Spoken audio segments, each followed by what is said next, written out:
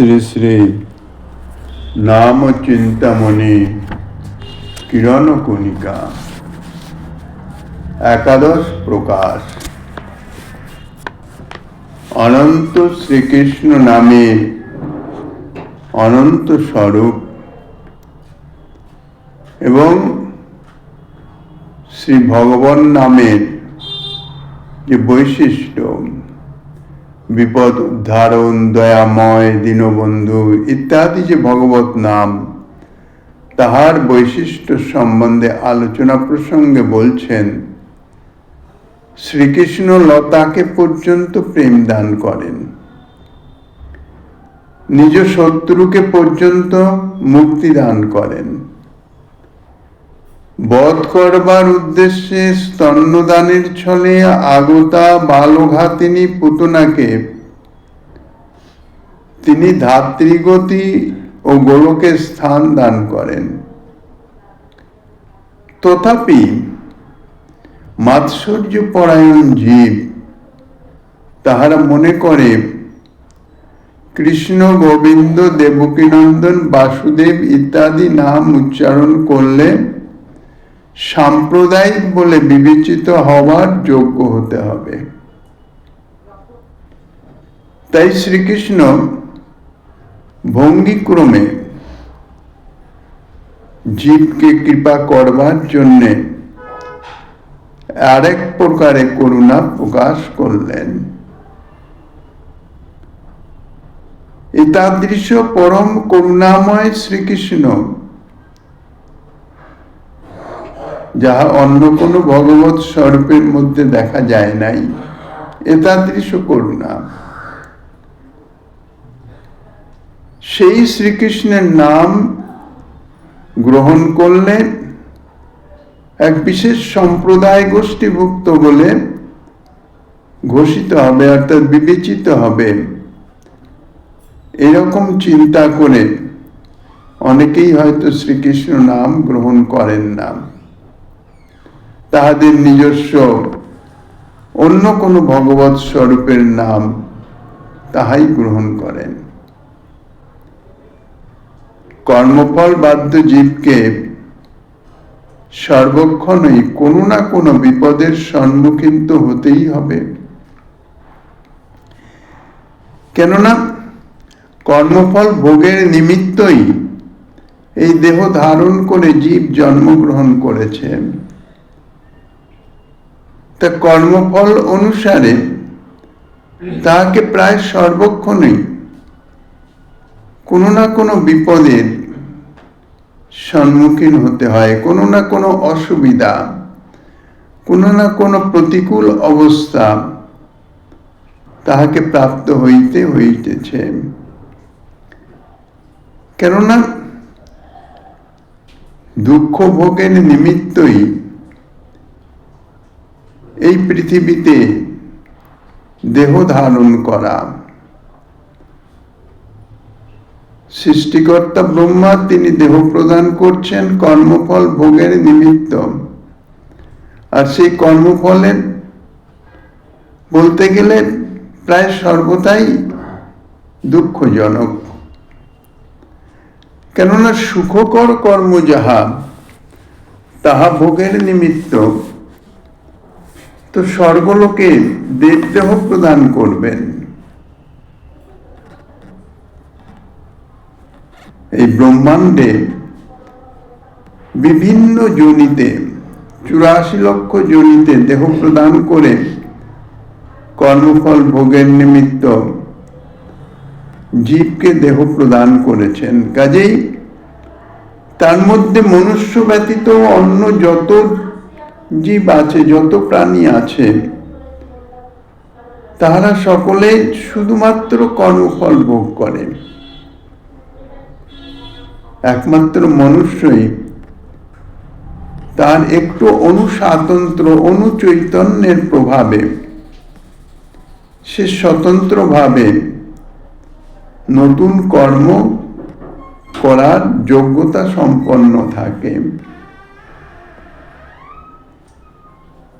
কিন্তু নিরন্তর তাকে কোনো না কোনো বিপদের সম্মুখীন কোনো না কোনো তিতাব জ্বালার কোনো না কোনো তাপে তাকে দগ্ধ হতেই হবে। এখন জড় প্রতিষ্ঠা লিপ্সু বহির্মুখ মানব, অর্থাৎ সাধারণভাবে অনাদি জন্ম থেকে বহির্মুখ জীব, তাকে শ্রী ভগবান করুণা করে এই দুর্লভ মনুষ্য দেহ প্রদান করে ধরাধামে পাঠিয়েছেন, যেন সে ভগবত ভজন করে নিজেকে এই জন্ম মৃত্যুর চক্র থেকে উদ্ধার করতে পারে। কিন্তু তার পরিবর্তে জীবের যে কামনা বাসনা স্বসুখ ভোগাত্মক, জড়জাগতিক প্রতিষ্ঠা লিপ্সু, জড়জাগতিক প্রতিষ্ঠা প্রাপ্তির জন্য সর্বদাই উন্মুখ। সকলে আমাকে ভালো বলবে, এই প্রশংসা প্রাপ্তি। তাই জড় প্রতিষ্ঠা লিপ্সু বহির্মুখ মানবকে কোনো না কোনো লজ্জাকর ব্যাপারে পতিত হয়ে কুখ্যাতি থেকে আত্মমোচনে ব্যগ্র হতেই হবে। নিজের এই যে জড় প্রতিষ্ঠা, তাহাকে বজায় রাখবার জন্যে, কেননা কর্মবাধ্য জীব বিভিন্নভাবে এমন এমন অবস্থায় পড়ে যায়, অর্থাৎ এমন এমন অবস্থা কর্ম এসে করে যার ফলে তার প্রতিষ্ঠা সংকুচিত হতে পারে। এই জন্যই সদা সর্বদাই সচেতন, তাহাকেই সে বিপদ বলে মনে করে। তখন বিপদের তাড়নায়ও, কথার ছলেও বা হাত ছাড়বার সময়ও কোনোভাবে একবারও সে বিপদ উদ্ধারণ বা লজ্জা নিবারণ, ক্লেশ নাশন, দয়াময়, দীনবন্ধু ইত্যাদি যে ভগবত নাম, সেই নাম উচ্চারণ করতে সে বাধ্য হবে। কেননা কোনো মনুষ্যই বিপদ চায় না, সবসময় সুখ সম্পদ তাহাই চায়। আর বিপদে পড়লেই বিপদ থেকে উদ্ধার পাওয়ার নিমিত্ত প্রথমত নিজের সামর্থ্য অনুযায়ী চেষ্টা করে, কিন্তু তাতেও যদি ঠিক মতো না হয় তখন ভগবত শরণাগত হয়। সেই জন্য তত্ত্বত নিত্যসিদ্ধ নাম রূপেও শ্রীকৃষ্ণ জগতে অবতীর্ণ হয়ে আছেন, যে কোনো এক বিপদে পড়েও যদি জীব আমাকে ডাকে, হে দয়াময় আমাকে কৃপা করো, সেই জন্য শ্রী গোবিন্দ এই সমস্ত নাম রূপে, শুধুমাত্র এই সমস্ত নাম বেশিরভাগই বিপদ থেকে মুক্ত হওয়ার জন্য, উদ্ধার পাওয়ার জন্যই জীব কীর্তন করে থাকে। কোন এক নাম রস রসিক মহাভাগবত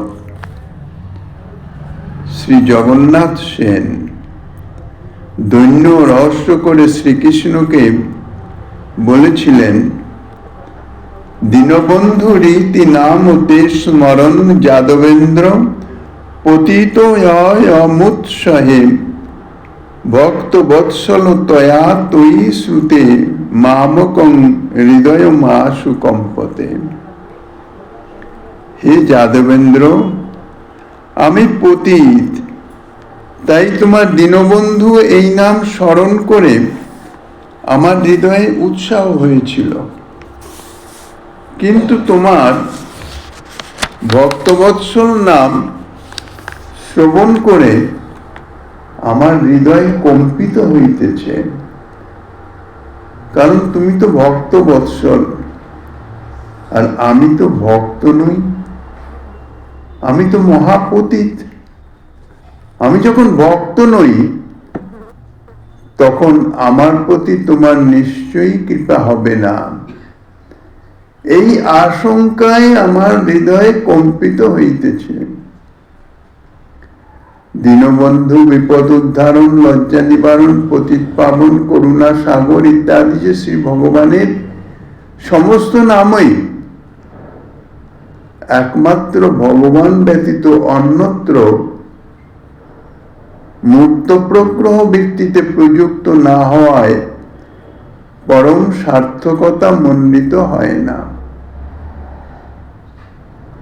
কারণ শিব ব্রহ্মাদি দেবতাগণ তাহারাও কিন্তু সর্বদাই বিপদগ্রস্ত হয়ে সর্বাংশে শ্রীকৃষ্ণেরই শরণ গ্রহণ করেছেন। ইহা প্রমাণ চক্রবর্তী শ্রীমদ্ ভাগবত শাস্ত্রের প্রায় সর্বত্রই দেখা যায়। অতএব ওই সকল নাম শ্রীকৃষ্ণেই সার্থক। কেননা ব্রহ্মা শিব পর্যন্ত দেবতাগণ বিপদে পড়ে যাহার নাম স্মরণ করে বিপদ থেকে উদ্ধার প্রাপ্ত হন, সেই শ্রীকৃষ্ণেই। শ্রীকৃষ্ণের এই সকল নাম বিপদ উদ্ধারণ নাম, তাহা সার্থক। সকল দেবতাই শ্রীকৃষ্ণেরই বিভূতি রূপ। তাহার নিকট থেকে অর্থাৎ শ্রীকৃষ্ণের নিকট থেকে প্রাপ্ত শক্তি দ্বারাই তাহাদের অধিকারোচিত স্ব কার্য করতে সমর্থ হন। যত যত দেবতাগণ আছেন তাহারা শ্রীকৃষ্ণের নির্দেশেই, শ্রীকৃষ্ণের থেকে প্রাপ্ত শক্তিতেই, শ্রীকৃষ্ণের কৃপা করুণায় তাহারা তাহাদের কার্য সমাধান করেন, অর্থাৎ কার্য করতে সক্ষম হন। অগ্নি, চন্দ্র, বায়ু ইত্যাদি নিরন্তর যে কাজ করে যাচ্ছেন তাহা ভগবৎ শক্তিতে, ভগবৎ কৃপাতে, ভগবৎ প্রেরণায় প্রেরিত হয়ে। সর্বোপনিষদ সার শ্রীমদ্ ভাগবত গীতাদি শাস্ত্র এবং উপনিষদ আদির মধ্যে একথা বিশেষভাবে বর্ণিত আছে। অতএব কেহ মানে কেহ না মানে, সব তার দাস। অর্থাৎ এই জগতে যতই আছে, পশু পক্ষী কীট পতঙ্গের কা কথা, মনুষ্যের কা কথা, দেবতা গন্ধর্ব ইত্যাদি যক্ষ রক্ষক সকলেই তাহারা শ্রীকৃষ্ণকে মানুক আর না মানুক, তত্ত্বত কিন্তু সকলেই শ্রীকৃষ্ণের দাস। কেননা স্বরূপত সব জীব শক্তির অংশ, আর জীব শক্তির অংশ, জীব হচ্ছেন শ্রীকৃষ্ণের শক্তি। অর্থাৎ জীব শক্তি অংশ তাহার অত্যন্ত ক্ষুদ্রাতি ক্ষুদ্র অংশ, আর অংশের কাজ সদা সর্বদা অংশীর সেবা। এই জন্যে সেব্য সেবক সম্বন্ধ অর্থাৎ দাস। এই জন্যই বলেছেন জীবের স্বরূপ হয় নিত্য কৃষ্ণ দাস। সে যে কোনো দেহই প্রাপ্ত হোক না কেন, সকলেই শ্রীকৃষ্ণের দাস। তাই বলছেন কেহ মানুক আর না মানুক, যারা আসরিক প্রবৃত্তি সম্পন্ন, অসুর, দানব, রাক্ষস ইত্যাদি, তাহারা তো প্রত্যক্ষভাবে আসরিক ভাব সম্পন্ন, তাহারা প্রত্যক্ষভাবে ভগবান বিষ্ণুকে মানেন না, তার সঙ্গে শত্রুতা করেন। কিন্তু মনুষ্য দেহধারীও বহু আসরিক প্রবৃত্তি সম্পন্ন আছে যাহারা শ্রীকৃষ্ণকে মানেন না, ভগবানকে মানেন না। উপরন্তু ভগবান সম্বন্ধে, শ্রীকৃষ্ণ সম্বন্ধে নানান রকম অপমান সূচক বাক্য বলে থাকেন। অসাম্প্রদায়িক নাম বলে প্রতীয়মান বিপদ বারণ, লজ্জা নিবারণ, প্রণত করুন, আরতি নাশন, দয়াময়, প্রেমময়, রসময়, এই সমস্ত নামই শ্রীকৃষ্ণেই মুখ্যভাবে প্রবৃত্ত হয়।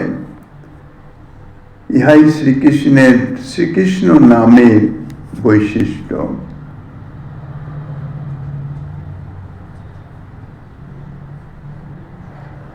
অদ্বয়ী জ্ঞানতত্ত্ব শ্রীকৃষ্ণের যে অসমর তত্ত্ব, ইহার দ্বারা অন্য দেবতাকে বা ভগবানের ওই বিভিন্ন স্বরূপকে হেয় করা হয় না। সমস্ত নামই শ্রীকৃষ্ণের মুখ্যভাবে প্রবৃত্ত হয়। তার মানে এই নয় যে অন্য দেবতা বা অন্যান্য যে ভগবৎ স্বরূপ, ভগবৎ অবতার, তাহাকে হেয় করা হচ্ছে না। শ্রী গীতাতে বলেছেন, মত্ত পরতরং নান্যৎ কিঞ্চিদস্তি ধনঞ্জয়, মামেব যে প্রপদ্যন্তে মায়ামেতাং তরন্তিতে, নমাং দুষ্কৃতিন মূঢ়া প্রপদ্যন্তে নরাধমা, মায়ায় অপহৃত জ্ঞানা আসুরং ভাবমাশ্রিতা।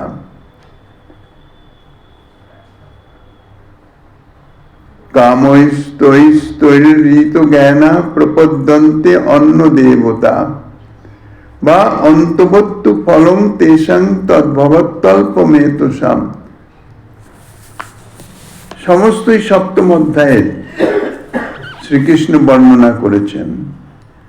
নাহং প্রকাশ সর্বস্ব যোগমায়া সমাবৃত, মূঢ় অয়ং নাভিজানাতি লোক মামজমভ্যয়ম। নবম অধ্যায়ে বলেছেন, অহং হি সর্বযজ্ঞানাং ভোক্তা চ প্রভুরেব চ, ন তু মামভিজানন্তি তত্ত্বেনাতস্য চবন্তিতে। বহু বহু বাক্য স্বয়ং শ্রীকৃষ্ণ শ্রী গীতায় পুনঃ পুনঃ এই অস্মৎ শব্দের প্রয়োগের দ্বারা প্রকাশ করে তাহার যে অসমর্থ স্বরূপ, অর্থাৎ তাহার সমান কেউ নয়, ঊর্ধ্বের তো কথাই নাই,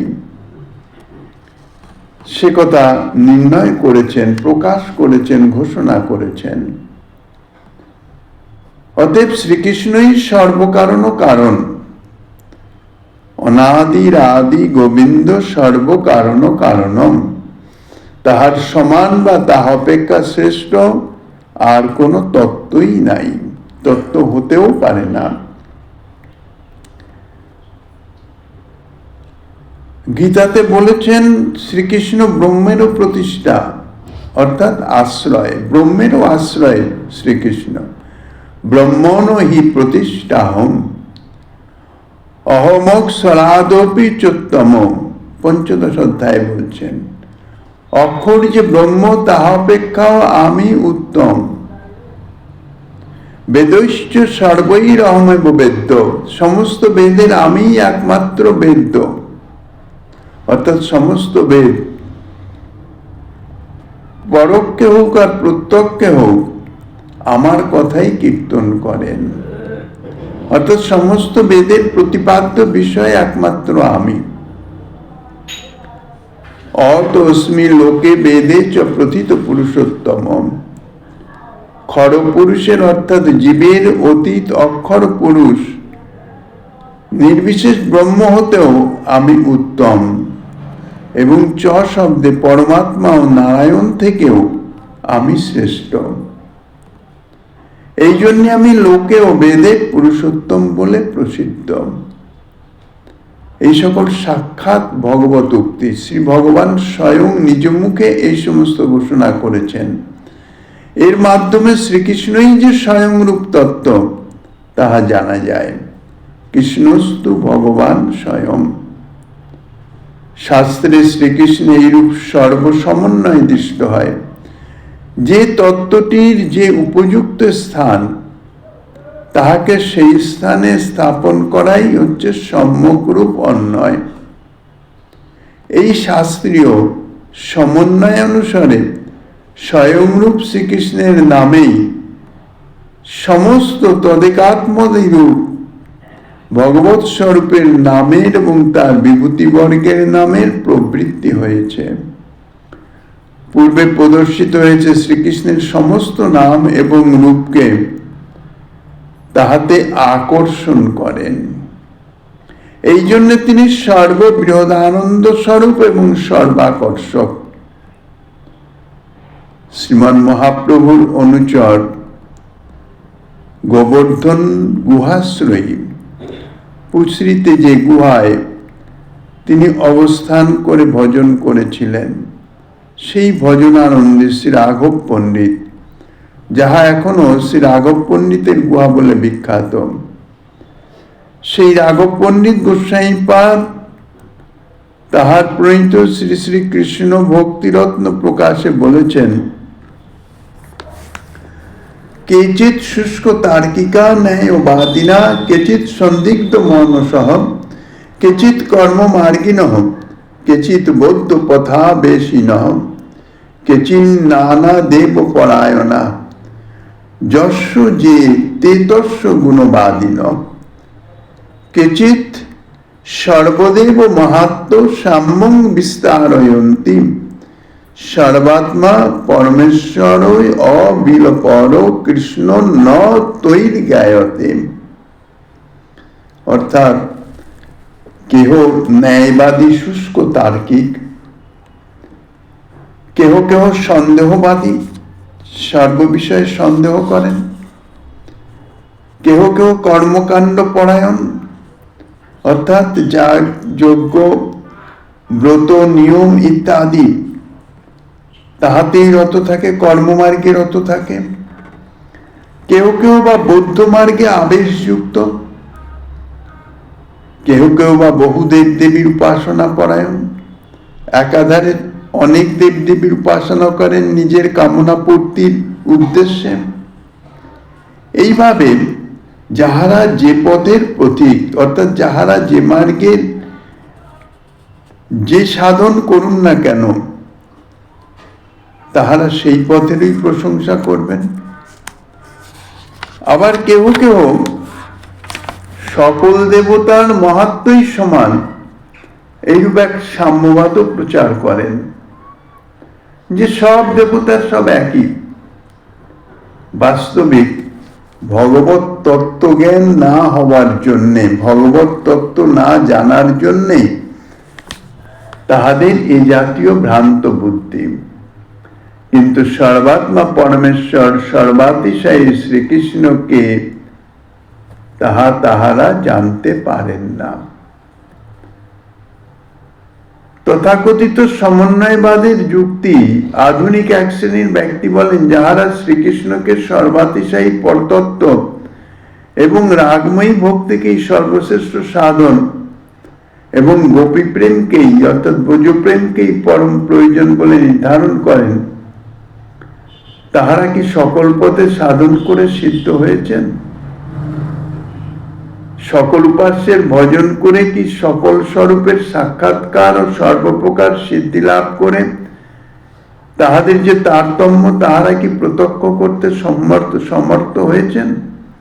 অর্থাৎ অন্যান্য সাধনাবলী সাধন করে সিদ্ধি প্রাপ্ত হয়ে তাহারা কি দেখেছেন যে তাহাদের বক্তব্যের সঙ্গে সেই সব সাধনের সঙ্গে যথার্থ তারতম্য আছে কিনা? এই জাতীয় প্রশ্ন তাহারা করেন আধুনিক ব্যক্তি সব, যাহারা শাস্ত্র সম্বন্ধে, শাস্ত্রের মর্মার্থ সম্বন্ধে সর্বদা অনভিজ্ঞ। প্রকারান্তরে তাহাদের সুবিধাবাদী বলা যায়, যাহাতে তাহাদের নিজের সুবিধা হবে তদজাতীয় পাণ্ডিত্যের প্রভাবে তাহারা তদজাতীয় শাস্ত্রার্থ ব্যাখ্যা করেন নিজেদের মনোভাব অনুযায়ী। যিনি স্বয়ং ভগবান, তিনি সর্বধর্মজ্ঞ। তাহাকে ধর্মপথের সাধনা করে সাধন পথেরও সাধ্যের বা স্বরূপ নির্ণয় করতে হয় না, সাধ্যের যে পরিচ্ছন্নতা বা তার যে স্বরূপ তা নির্ণয় করতে হয় না, কেননা তিনি সর্বদর্শী, নিয়ত সর্ববিজ্ঞাতা, সমস্ত জ্ঞানের যিনি জ্ঞেয় তত্ত্ব, সেই স্বয়ং ভগবান শ্রীকৃষ্ণই এইরূপ তারতম্য বিচার শ্রী গীতা শ্রীমদ্ ভাগবতাদি শাস্ত্রে প্রদর্শন করেছেন। শ্রীমদ্ ভাগবতে বলেছেন, দ্বিতীয় স্কন্ধের দ্বিতীয় অধ্যায়ে, ভগবান ব্রহ্ম কার্ষণেন তিরন্নিক্ষ মনীষীয় ভবদন্তু বৎসর কুটস্থ রতির আত্মন যত ভবেৎ। ভগবান একান্ত চিত্তে সমাধিস্থ হয়ে তিনবার সমগ্রভাবে বেদ বিচার করে যাহা থেকে শ্রীহরিতে প্রীতির উদয় হয়, সেই ভক্তি যোগাক্ষ বস্তুকেই মনীষা দ্বারা নিশ্চিত করেছেন।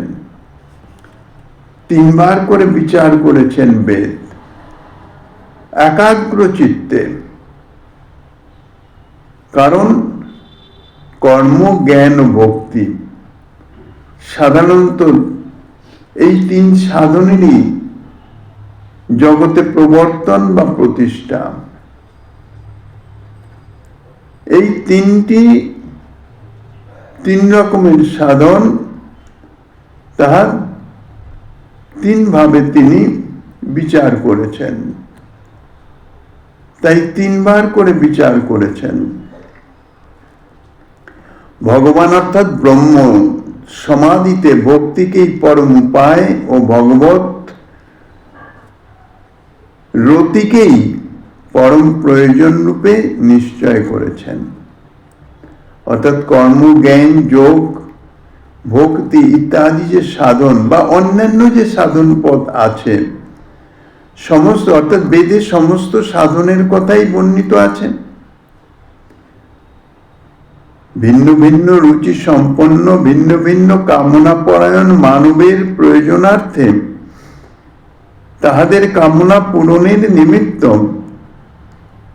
বেদে বহুবিধ সাধন পন্থার কথা বর্ণিত আছে। ব্রহ্মা তাহা বিশেষভাবে বিচার করেন ভক্তিকেই পরম উপায় অর্থাৎ সর্বসাধনার শ্রেষ্ঠ, এবং ভক্তি সাধনার মাধ্যমে ভগবত রতি লাভ অর্থাৎ রতি স্তরে পৌঁছানো, সেই ভগবত রতিকেই পরম প্রয়োজন রূপে নিশ্চয় করেছেন। তত্ত্বত জীবের পরম প্রয়োজন হচ্ছে প্রেম। তা ভজন করতে করতে, ভক্তি সাধনা করতে করতে অনর্থ নিবৃত্তি হওয়ার পরে যথার্থ ভক্তি সাধনা শুরু হয়।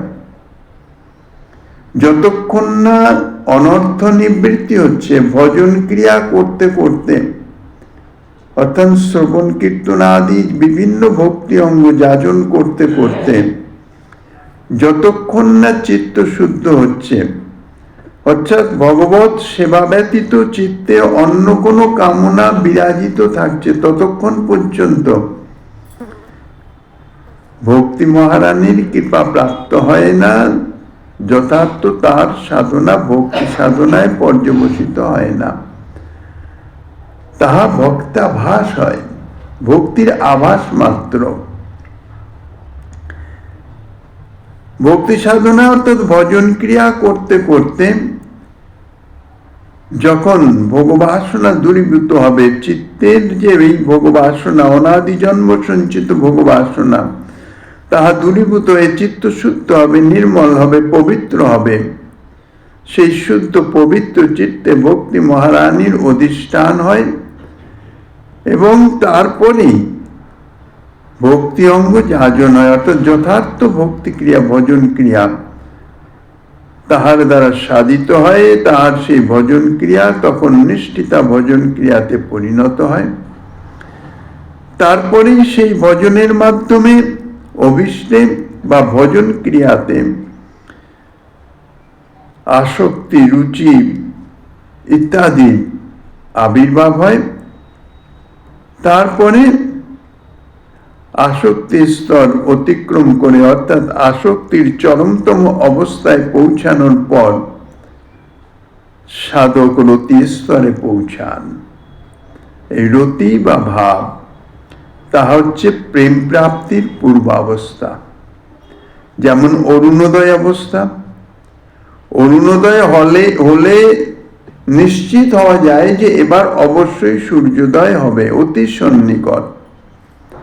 তেমনি রতি স্তরে পৌঁছে গেলেন তখন সাধকের প্রেম প্রাপ্তি মোটামুটি নিশ্চিত হয়ে যায়। যদি না কোনো ভোক্তৃত্ব, কোনো অপরাধ সংগঠিত না হয়, তাহলে মোটামুটি নিশ্চিত। এই জন্যই বলেছেন যে ভক্তি হচ্ছে পরম উপায় এবং ভগবত রতি পরম প্রয়োজন। কারণ রতি স্তরে যদি পৌঁছাতে পারেন, রতি যদি লাভ করতে পারেন, তাহলে প্রেম প্রাপ্তি নিশ্চিত। অথবা এই স্থানে ভগবান শব্দ প্রযুক্ত থাকায় স্বপ্রকাশ এবং সর্বজ্ঞতা প্রভৃতি গুণসম্পন্ন স্বয়ং ভগবান পরমেশ্বর শ্রীকৃষ্ণই লক্ষিত হয়েছেন, শ্রীকৃষ্ণকেই উদ্দেশ্য করে বলছেন। কারণ অনন্ত বৈকুণ্ঠের বৈভবাদিময় অনন্ত ব্রহ্মার পাঠ্যভেদে বেদের সম্যক সমালোচনা একমাত্র সর্বকারণ ও কারণ স্বয়ং ভগবান শ্রীকৃষ্ণ কর্তৃকই সম্ভব। কেননা শ্রীকৃষ্ণের নিঃশ্বাস থেকেই বেদ প্রকটিত হয়েছেন, অপরের পক্ষে তাহা জানা সম্ভব নয়। অনন্ত বৈকুণ্ঠ বৈভব আদি ময়ানাম অনন্ত বিরিঞ্চি পাঠ্য বেদানাং বেদানাং তথিক্ষণঞ্চ তেনৈব সম্ভবতী। এই জন্যই স্বয়ং ভগবান শ্রীকৃষ্ণ শ্রী উদ্ধবকে বলেছিলেন শ্রীমদ্ ভাগবতের 11 স্কন্ধে, কিং বিধত্তে কিম আচষ্টে কিমন্নুদ্য বিকল্পয়েত ইত্যস্যা হৃদয়ং লোকে নান্য মদ বেদ কশ্চন। কর্মকাণ্ড বিধিবাক্য সমূহের দ্বারা কি বিধান করিতেছেন, বা দেবতাকাণ্ড মন্ত্রবাক্য দ্বারা কি প্রকাশ করিতেছেন। বেদের কি বিভিন্ন কাণ্ড আছে, কর্মকাণ্ড, দেবতাকাণ্ড, জ্ঞান কাণ্ড ইত্যাদি। বা জ্ঞান কাণ্ডেই বা নিষেধ উদ্দেশ্যে কোন বস্তু উল্লেখিত হয়ে বিচারিত হইতেছেন, শ্রুতির হৃদগত অভিপ্রায় ইহা আমি ব্যতীত আর কেহই জানেন না। স্বয়ং ভগবান শ্রীকৃষ্ণ উদ্ধব মহারাজকে বলেছেন।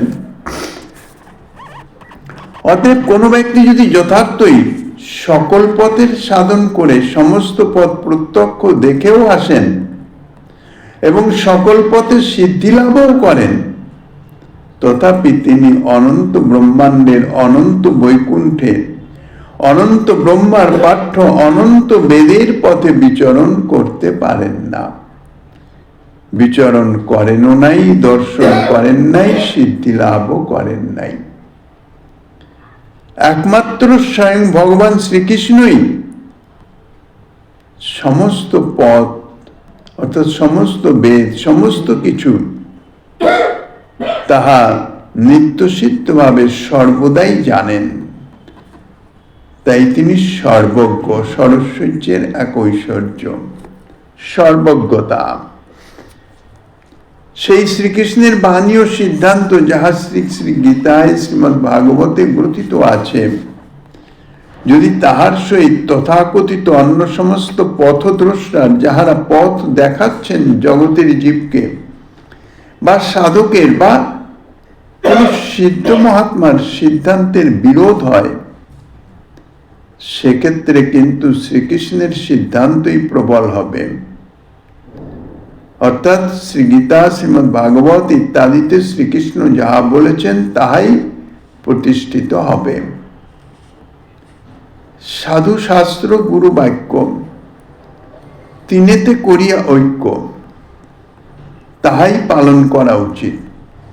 আর যদি সাধু বাক্য, গুরু বাক্য বা বৈষ্ণব বাক্য বা অন্য কোনো সাধন মার্গীর কথা, তাহার মধ্যে যদি বিরোধ উৎপন্ন হয়, তাহলে বলেছেন মধ্যস্থ শ্রী ভাগবত পুরাণ। শ্রীমদ্ ভাগবত আদি গ্রন্থই হচ্ছে মধ্যস্থ অর্থাৎ নির্ণায়ক গ্রন্থ। শ্রীমদ্ গীতা, শ্রীমদ্ ভাগবতে যাহা কথিত আছে, তাহার সঙ্গে যদি তথাকথিত অন্য সমস্ত পথদ্রষ্টার বা সাধকের বা সিদ্ধেরও যদি সিদ্ধান্তের কোনো বিরোধ হয়, অমিল হয়, তাহলে সেই গীতা ভাগবতে শ্রীকৃষ্ণ যাহা বলেছেন তাহাই গৃহীত হবে। শ্রীকৃষ্ণের সিদ্ধান্তই যথার্থ। আনন্দ চরম প্রয়োজন হলেও শ্রুতিতে আনন্দের তারতম্য প্রদর্শন পূর্বক ব্রহ্মানন্দ পর্যন্ত মীমাংসা করে বলেছেন, বেদও ব্রহ্মানন্দের পরিমাণ নির্ণয় করতে পারেন না। আনন্দ বহু রকম আছে, সুখ থেকে শুরু করে তারপরে আনন্দ, সেই আনন্দের সাধারণভাবে মোক্ষানন্দ অর্থাৎ ব্রহ্মানন্দ, শ্রুতি সেই পর্যন্তই পৌঁছেছেন। ব্রহ্মানন্দ পর্যন্ত মীমাংসা করতে পেরেছেন, ব্রহ্মানন্দের পরিমাণটি নির্ণয় করতে পারেন নাই, মনও তাহা পারে না। সেই ব্রহ্মানন্দ প্রেমানন্দের নিকটে গোষ্পদের ন্যায় অতি ক্ষুদ্র। গোষ্পদ অর্থাৎ গরুর যে পায়ের ছাপ, খুরের চাপে যে অল্প একটুখানি জায়গা মৃত্তিকা নিচু হয়ে যায়, একটা গর্তের মতন হয়ে যায়, তাহাকে বলে গোষ্পদ। গোমাতার পদের চিহ্ন, অতটুকুর মধ্যে যতটুকু জল জমে, সেই অনন্ত জলাশয়ের নিকটে সেই গোষ্পদের যা অবস্থা, তা বলছেন প্রেমানন্দের নিকটে ব্রহ্মানন্দ সেই গোষ্পদের তুল্য, অতি ক্ষুদ্রাতি ক্ষুদ্র। সেই প্রেমানন্দ স্বয়ং শ্রীকৃষ্ণ চৈতন্য মহাপ্রভু নিজেতে প্রকট করে আস্বাদন করেছেন, সেই সঙ্গে সঙ্গে অকাতরে জগজীবকে বিতরণও করেছেন, এবং তাহার প্রাপ্তি সর্বশ্রেষ্ঠ উপায়টি আচরণ করে প্রদর্শন করে জগতের জীবকে শিক্ষা দিয়ে গেছেন, যাহাতে তানার অপ্রকটের পরেও জগতের জীবেই পরম প্রয়োজনীয় তত্ত্ব প্রেম প্রাপ্ত হতে পারে। সুতরাং সেই বাস্তব দর্শন ও অনুভবের সহিত যদি কাহারও বাক্য না মেলে, তবে তাহার বাক্য যথার্থ নয়, তাহা মেকি বলেই প্রমাণিত হবে, নকল বলেই প্রমাণিত হবে। অনন্ত ব্রহ্মাণ্ডের অনন্ত ব্রহ্মার পাঠ্য বেদ, প্রতি ব্রহ্মাণ্ডের সৃষ্টিকর্তা ব্রহ্মা, সংহারকর্তা শিব এবং পালনকর্তা বিষ্ণু আছেন। অনন্ত কোটি ব্রহ্মাণ্ড সৃষ্টি করে প্রত্যেক ব্রহ্মাণ্ডেই সেই গর্ভোদকশায়ী মহাবিষ্ণু, তিনি এই ব্রহ্মা বিষ্ণু শিব রূপে তিনি অবস্থিত হয়ে ব্রহ্মাণ্ডকে রক্ষা করছেন। সেই অনন্ত ব্রহ্মার অর্থাৎ ব্রহ্মারই পাঠ্যবস্তু বেদ, বেদ শাস্ত্রকে অনুসরণ করে তিনি সৃষ্টি কার্য নির্বাহ করেন। তো সেই অনন্ত ব্রহ্মার পাঠ্য বেদ শ্রীকৃষ্ণ ভক্তিকেই সর্বশ্রেষ্ঠ বা এক মুখ্য সাধন বলে ঘোষণা করেছেন। শুধু এক ব্রহ্মাণ্ডের নন, অনন্ত কোটি ব্রহ্মাণ্ডের সমস্ত ব্রহ্মাই তাঁরা শ্রীকৃষ্ণ ভক্তিকেই, অর্থাৎ বেদ শাস্ত্রের যে সার মর্ম কথা শ্রীকৃষ্ণ ভক্তিকে সর্বশ্রেষ্ঠ এবং মুখ্য সাধন, অর্থাৎ জীবের যে পরম প্রয়োজন যে প্রেম, সেই প্রেম প্রাপ্তির একমাত্র সাধন শ্রীকৃষ্ণ ভক্তি সাধন, তাহা নির্ণয় করে সিদ্ধান্ত করে ঘোষণা করেছেন।